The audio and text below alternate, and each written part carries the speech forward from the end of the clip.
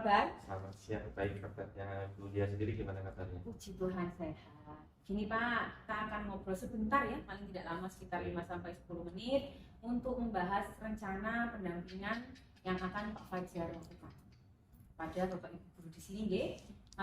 Sebelum kita lanjut, saya ingin tanya terlebih dahulu, kompetensi apa sih yang ingin Pak Fajar kembangkan dari Bapak Ibu?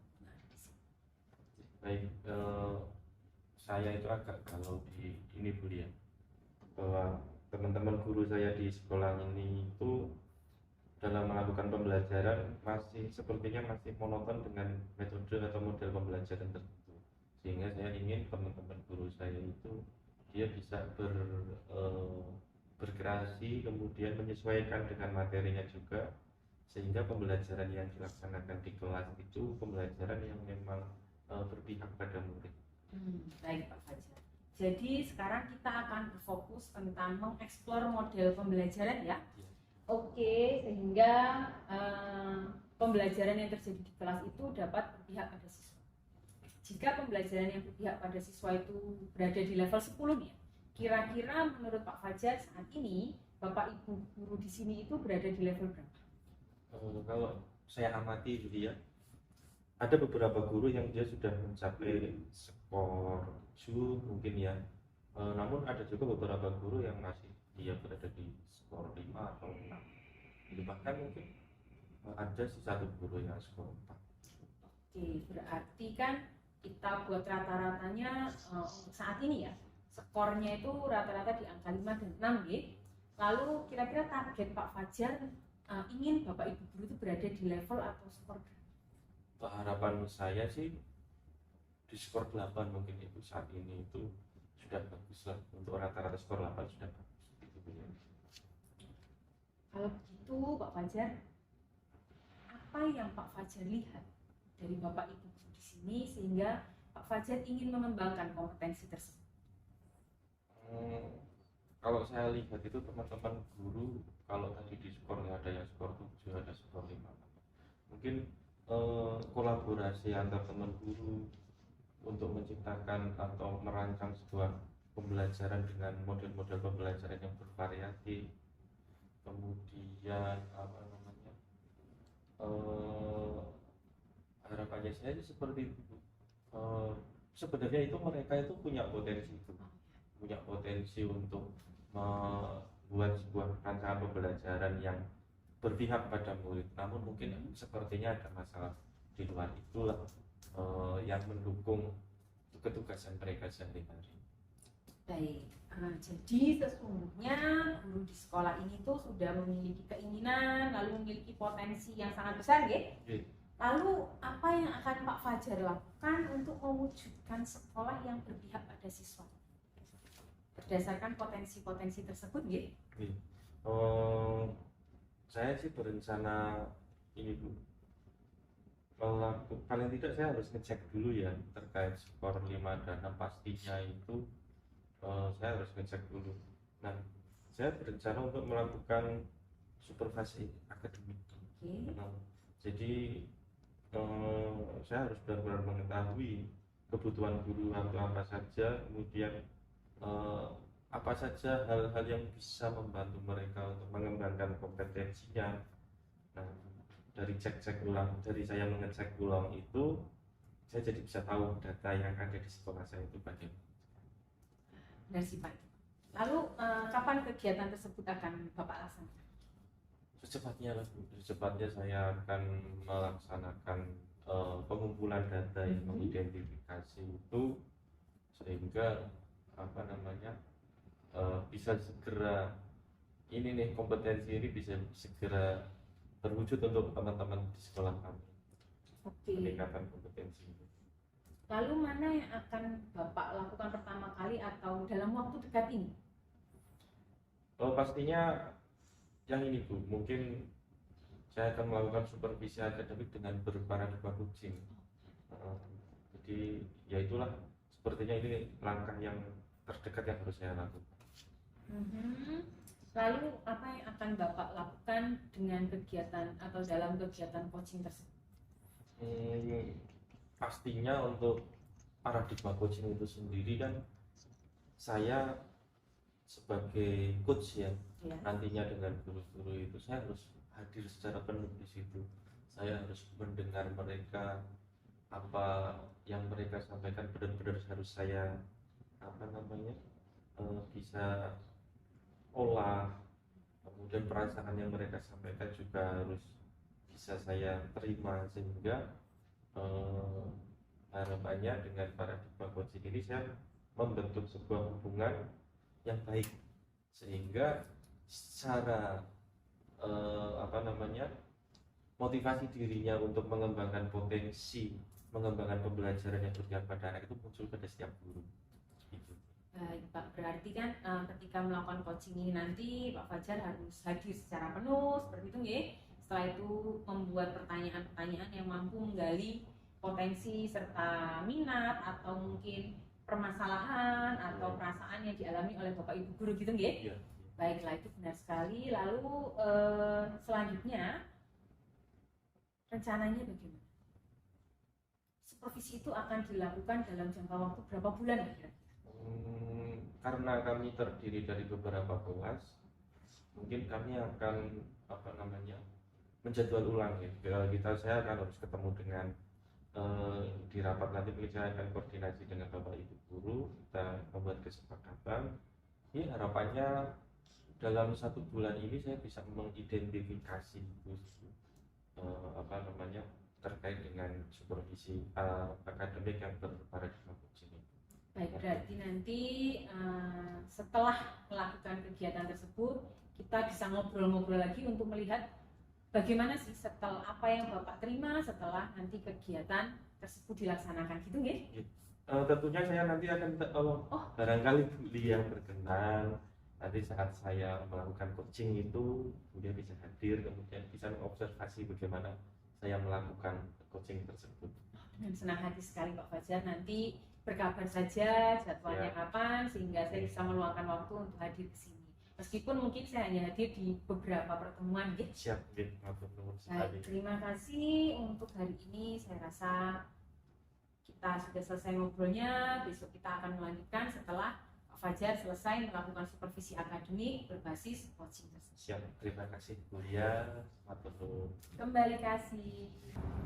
Selamat siang Bu Cahaya. Selamat siang Pak. Bu Cahaya, pada kesempatan ini kita kedatangan Bu Lia.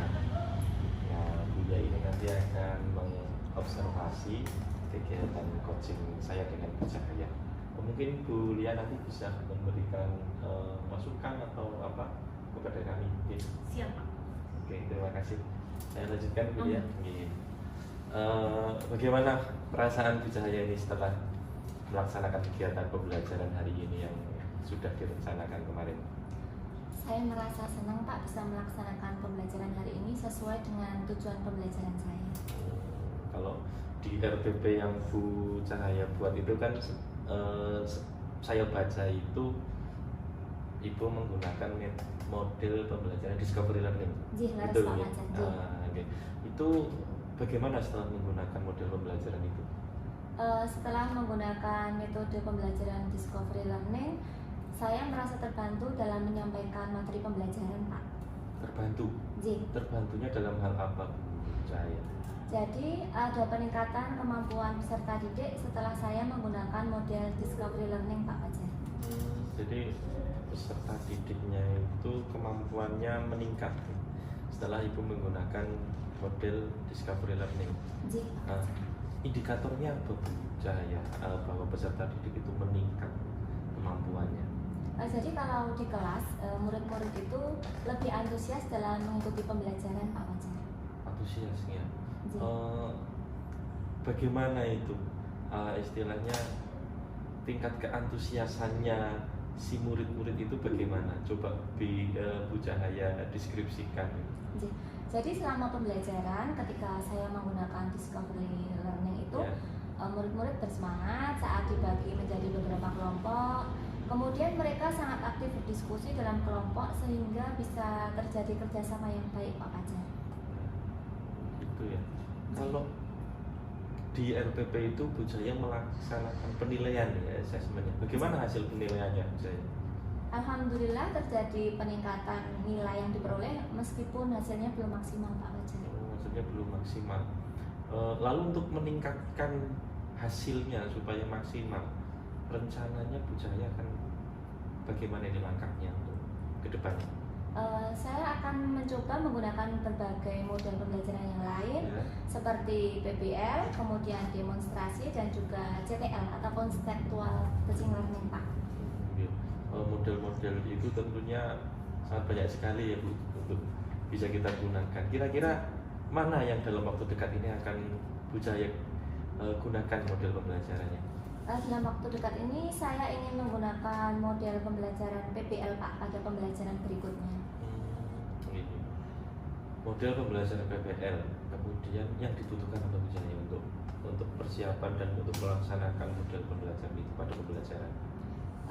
Saya akan mengidentifikasi masalah-masalah yang berkaitan dengan materi berikutnya Pak Fajar. Diidentifikasi dulu, J. ya kemudian apa namanya? Kemudian nanti akan saya gunakan sebagai landasan saya untuk melaksanakan PBL Pak. Untuk melaksanakan PBL. J, Oke, J. ini oke. Nah, saya yakin ini di sekolah kita ini akan terjadi perubahan ke arah yang lebih baik jika guru-gurunya punya inisiatif, yang punya semangat seperti Ibu Cahaya ini. Terima kasih Pak Fajar. Semua juga karena dukungan Pak Fajar sebagai kepala sekolah. Siap, kita sama-sama mengembangkan untuk pembelajaran yang berpihak kepada murid ya. J Pak Fajar. Mungkin Bu Lia ada masukan atau Sudah ingin disampaikan?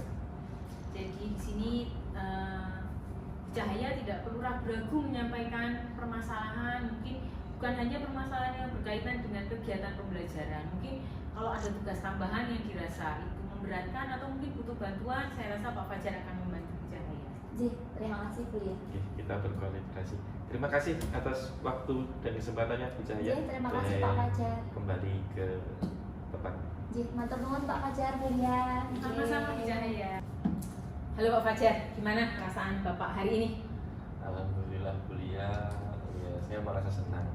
Artinya ini itu hari terakhir untuk pendampingan kepada teman-teman guru. Oke, syukurlah. Berarti pada kesempatan ini kita akan berbincang-bincang mengenai refleksi lah ya Pak ya terkait kegiatan yang sudah Pak Fajar lakukan sesuai dengan perencanaan kita sebulan yang lalu, nggih. Sepertinya kegiatan ini kan sudah berjalan keseluruhan. Jadi kata Pak Fajar ini hari terakhir ya? Iya betul. Oke. Hari ini hari terakhir pendampingan kuliah. Lalu kalau sudah hari terakhir, saya itu penasaran. Boleh nggak sih saya mendengarkan cerita Pak Fajar mengenai kegiatan atau berjalannya kegiatan pendampingan tersebut? Setelah 1 bulan itu kuliah, saya merencanakan, kemudian saya melaksanakan, kemudian paskanya juga kita sudah berjalan. Oke, alhamdulillah saya melihat teman-teman guru ini memiliki motivasi, kemudian mempunyai keinginan untuk meningkatkan kompetensinya, Bu. Terutama kan yang di sini terkait dengan penggunaan model pembelajaran supaya pembelajaran yang dilaksanakan di kelas itu berpihak kepada murid. Jadi saya melihat itu senang sekali saya. Lalu bagaimana Pak Fajar melihat atau dari mana Pak Fajar melihat bahwa Bapak Ibu guru itu memiliki tanggung jawab serta keinginan yang tinggi dalam melaksanakan kegiatan pembelajaran yang berpihak pada siswa ya tentunya ya. Jadi saya lihat dari beberapa guru itu, saya lihat RPP-nya sudah muncul di situ model-model pembelajaran bervariasi, kemudian mereka juga menggunakan media-media yang interaktif, penilaiannya juga dirancang dengan yang berpihak pada murid. Jadi dari hal itu saya bisa melihat bahwa mereka itu sudah melaksanakannya dengan baik. Saya melihat tersebut ketika kegiatan coaching yang saya lakukan bersama mereka. Wah, sering sekali ya Pak Fajar ini. Jadi saya juga tadi melihatnya sempat melihat ketika Pak Fajar melakukan coaching dengan Cahaya ya kalau tidak salah betul, namanya. Cahaya itu. Betul. Lalu dari kegiatan coaching tersebut, hal-hal baru apa yang Pak Fajar dapat? Saya itu jadi tahu, artinya ternyata itu tugas mereka, tanggung jawab mereka di luar ketugasan sebagai guru itu sangat berpengaruh terhadap keseharian mereka di sekolah. Jadi ya itu apa namanya, saya jadi tahu itu. Oke, jadi Pak Fajar jadi tahu ya bahwa tugas sampiran lalu tugas di luar sekolah itu berpengaruh pada kinerja Bapak Ibu guru ya. Lalu tindak lanjut apa yang akan Pak Fajar lakukan untuk meningkatkan kinerja dari Bapak Ibu guru tersebut? Saya berencana membuat komunitas praktisi baik. Jadi teman-teman guru itu membuat sebuah komunitas komunitas praktisi baik. Nah, di mana di situ kita semua bisa sharing terkait bagaimana pembelajaran yang berpihak pada murid, kemudian bahkan hal-hal yang apa namanya di luar pembelajaran pun yang berpengaruh terhadap ketugasan kita bisa diskusikan di komunitas itu. Oke Pak Fajar. Setelah saya melihat kegiatan coaching yang Pak Fajar lakukan tadi, saya melihat bahwa Pak Fajar menggunakan alur tirta di mana Pak Fajar di situ hadir penuh. Lalu Pak Fajar menggali potensi atau menggali perasaan dari Bapak Ibu guru menggunakan pertanyaan-pertanyaan yang menurut saya sangat keren sekali sehingga komunikasi itu berlangsung dengan sangat baik ya. Lalu sekarang saya melihat Pak Fajar menceritakan kepada saya perasaan Pak Fajar setelah melakukan coaching tersebut, ketika Pak Fajar memberikan pertanyaan yang tanpa menyudutkan, lalu ketika Pak Fajar melihat ekspresi atau cerita dari teman-teman Pak Fajar. Yes, saya merasa senang. Saya bisa mengenal dekat dengan mereka, teman-teman gitu, mengetahui apa yang mereka rasakan, sehingga mereka melakukan ini dengan sepenuh hati, perubahan ini dengan sepenuh hati, dan ke depan saya ingin melakukan ini ya, itu secara berkala untuk peningkatan kompetensi demi kemajuan bersama sekolah. Oke Pak. Terus apa yang bisa Bapak refleksikan dari kegiatan kita, mulai dari yang kita merencanakan kegiatan 1 bulan yang lalu selama proses perencanaan sampai dengan hari ini, hari terakhir Pak Fajar melakukan coaching dan kembali bertemu dengan saya. Pastinya itu saya merasa terbantu ya, dari kita perbincangan awal hingga saat ini proses kita lalui, dan tentunya ini kegiatan ini itu menjadi motivasi untuk saya mengembangkan potensi diri saya sehingga saya mampu mengembangkan teman-teman saya di sekolah ini untuk menjadi lebih baik dan lebih baik lagi. Baik, saya merasa senang sekali karena kehadiran saya di sini memiliki makna lah ya, kita ada manfaatnya, dan saya juga yakin bahwa Pak Fajar pasti bisa mengembangkan sekolah ini menjadi sekolah yang berpihak pada siswa, lalu komunikasi yang baik, berkolaborasi juga dengan Bapak Ibu guru. Amin, terima kasih atas dukungannya Bu Lia. Kembali kasih Pak Fajar, saya selalu ada di sini untuk membantu Pak Fajar jika memang ada hal-hal yang ingin Pak Fajar sampaikan kepada saya. Siap, terima kasih Bu Lia. Terima kasih.